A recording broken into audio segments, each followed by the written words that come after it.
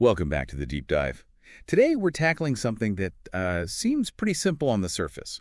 Small talk, professional small talk. That's right. And it's more than just filling those awkward gaps. We're really digging into why it's actually pretty crucial in professional settings Yeah. and how you can get better at it based on what the experts are saying. And honestly, you should stick around for this because it's not just about being polite, is it? This is like a strategic tool. Definitely. It helps build connections, opens doors maybe you didn't even know were there, and can genuinely help your career path. We'll look at specific techniques, common mistakes too. Oh, yeah, the pitfalls. Right, and how to turn those potentially awkward moments into, well, actual opportunities. Let's dive in.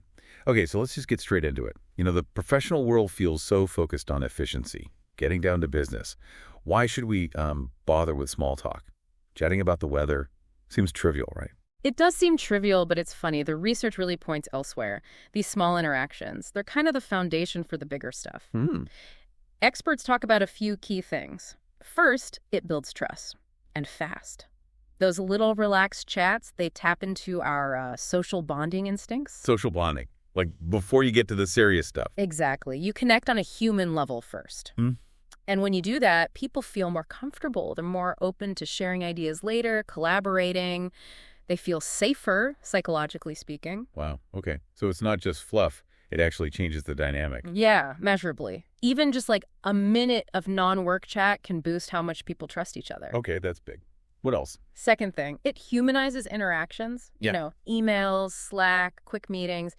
It's easy to just see the job title. Right, the role, not the person. Exactly. Small talk reminds you there's a person there with interests, maybe a personality, even just how their morning's going. It builds empathy, makes working together just smoother. Yeah, brings a human back into it, I suppose. And third, it's kind of a hidden engine for networking. Opportunities pop up. How so? Well, you ask a simple question, maybe about the event you're at or something industry related, and suddenly you find a shared interest or a shared problem. Ah, okay. And that little connection might lead to a collaboration. Maybe someone mentors you or you hear about a new role just from chatting. Someone called it the accidental discovery engine. I like that. Accidental discovery engine. Okay. Okay, I'm sold on the why, but the how, Yeah. that's where people get stuck, right? It Yeah. can feel awkward. What do we actually do? Right, the execution, that's key. And there are definitely strategies. The first one, and maybe the most important, is mindset. Adopt a curiosity mindset. Curiosity. Instead of thinking, I have to make small talk, think, what can I find out about this person? What's their take on things? View it like discovery, not a chore. That does shift things. Less pressure on me to be interesting, more focus on the other person. Exactly. It takes the pressure off. And building on that, preparation helps. Which sounds funny for small talk, right? Yeah. Prep for small talk, really? Yeah, just brainstorm a few open-ended questions beforehand. Before a meeting, an event. Think about the context. What's relevant? Projects, industry stuff, the event theme. So you're not just standing there blankly. Right. You have something in your back pocket. And make them open-ended. Okay, open-ended. We hear that a lot. What does that actually mean in practice? Simple. It just means questions that need more than a yes or no. They need some explanation, some thought. So instead of, did you like the speaker? You'd ask, what did you find most interesting about the speaker's points today? See? One gets a nod, the other gets a conversation started. Got it. So not report done, but how's that report shaping up? What are some of the key things you're finding? Perfect. That invites sharing. And then, crucially, you have to actively listen. Listening, not just waiting to talk. Right. Show you're engaged, nodding, eye contact, the usual stuff. But also, maybe paraphrase back what you heard. So if I'm hearing you right, you found the data surprising. Shows you actually took it in. Yeah, it shows respect, makes the other person feel heard, keeps it balanced, not an interrogation. So it's a loop. Yeah. Ask, listen, maybe paraphrase or ask a follow-up based on what they said. You got it.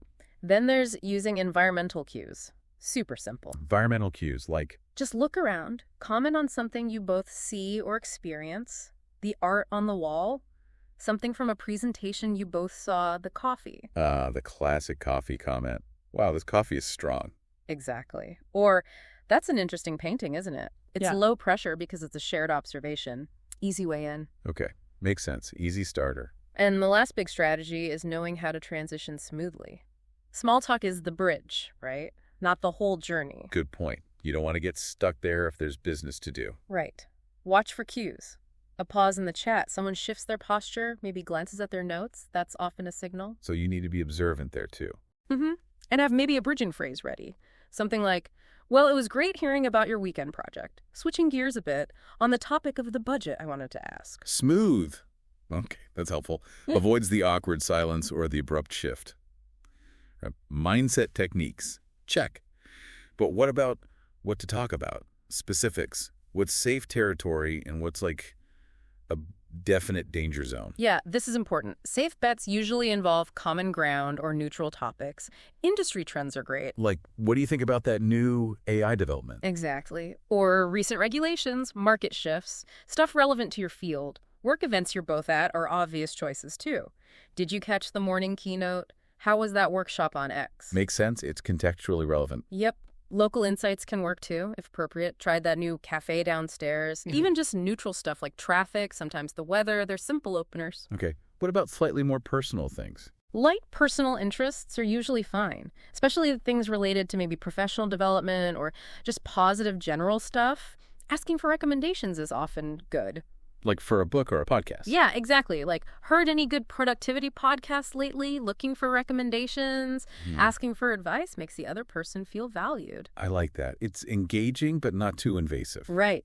Now, the Nogos. This is critical. Politics and religion are top of the list. Yeah, I figured those would be risky. Very. They're just too divisive, too personal for initial professional chat. Can create real awkwardness, even conflict. Some experts basically call them relationship killers early on. Yikes. Okay. Avoid. What else? Really personal stuff. Health problems, yours or theirs. Money issues. Family drama. It just feels intrusive. Crosses a boundary. Yeah. Signals maybe a lack of professional boundaries, puts people on the spot. And the last big one, office gossip. Unequivocally bad. Oh, definitely. Every expert warns against it. It just tanks your own credibility, makes you look untrustworthy, unprofessional, erodes the very trust you're trying to build. Okay, so stick to professional, relevant, or light, positive, personal stuff. Avoid anything divisive, too intrusive, or negative, like gossip. Makes sense. Now, thinking about the modern workplace, we interact with people globally. What works here might not work somewhere else, right? Cultural differences. That's a really crucial point.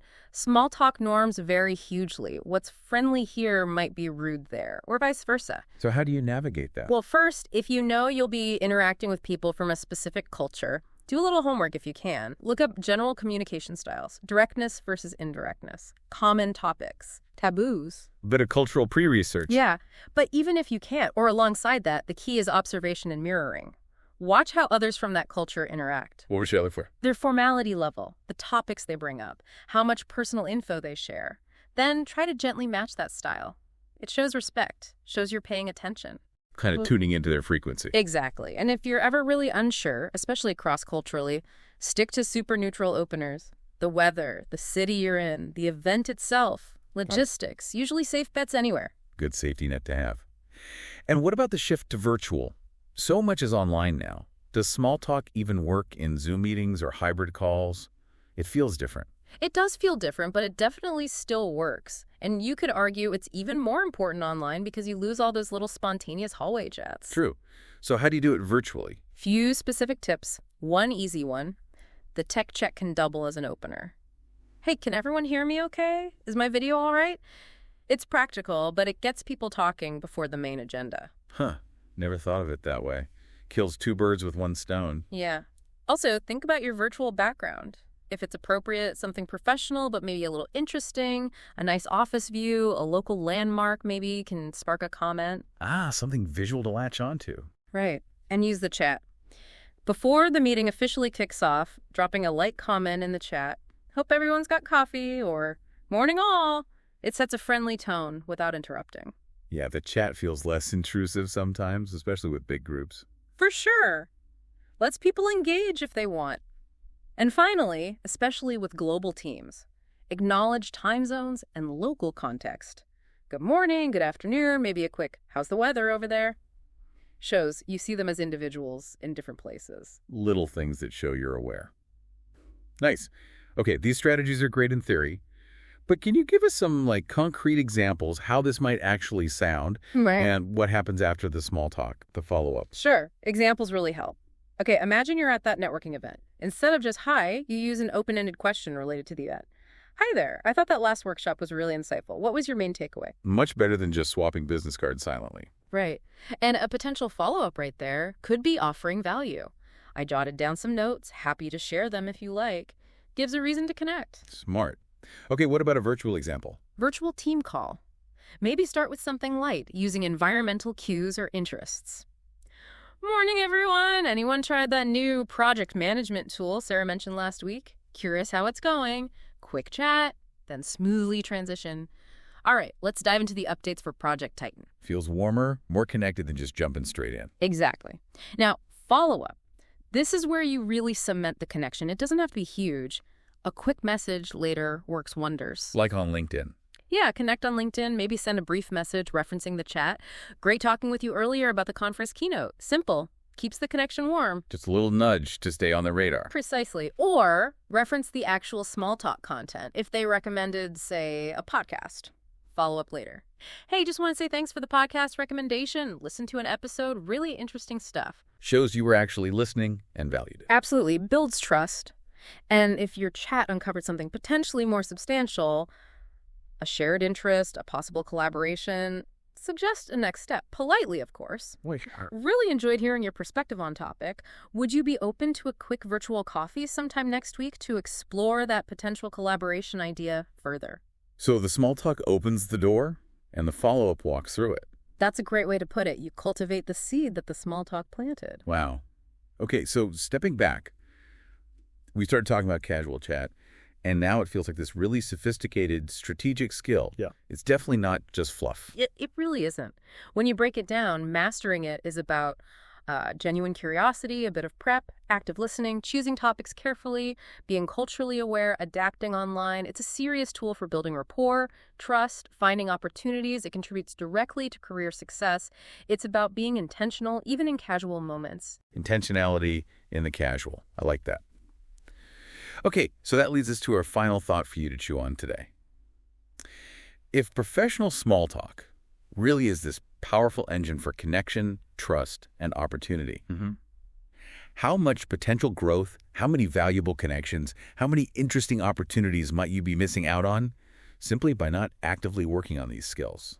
Something to think about. Definitely something to think about. Well, this has been incredibly illuminating, a true deep dive into something often overlooked. Thanks for joining us today. We hope this gives you the confidence and the tools to make your next professional conversation even more effective.